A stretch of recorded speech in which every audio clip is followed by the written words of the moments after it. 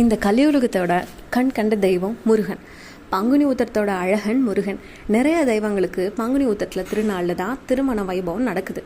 இந்த நாளில் முருகப்பெருமான வழிபாடு செஞ்சால் திருமணம் ஆகாதவங்களுக்கு நிச்சயம் சீக்கிரம் திருமணம் நடக்கும். சிவன் பார்வதி திருமணம், முருகன் தெய்வியானி திருமணம், மகாலட்சுமி மகாவிஷ்ணு திருமணம் இந்த நாளில் நடைபெற்றதா புராண கதை சொல்கிறாங்க.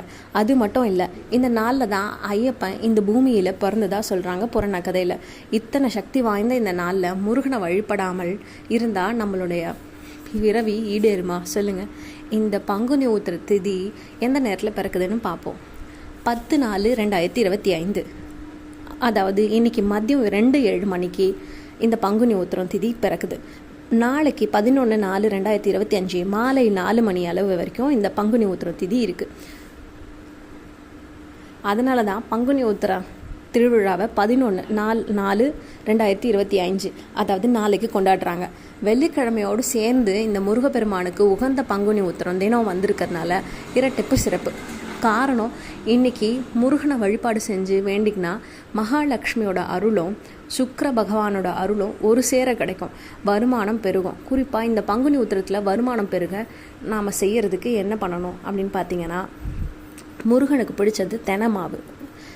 அந்த மாவிளக்கு போடுறது போல தான் இப்போ நம்ம பண்ண போகிறோம். தெனை மாவில் கொஞ்சம் தேன், நாட்டு சர்க்கரையோ அல்லது வெல்லமோ சேர்த்து பிசைஞ்சு மாவிளக்கு பிடிச்சி அது மாதிரி வச்சு கொஞ்சம் நெய் விட்டு பஞ்சுத்திரி போட்டு தீபம் ஏற்றி முருகனுக்கு முன்னாடி காண்பிக்கணும்.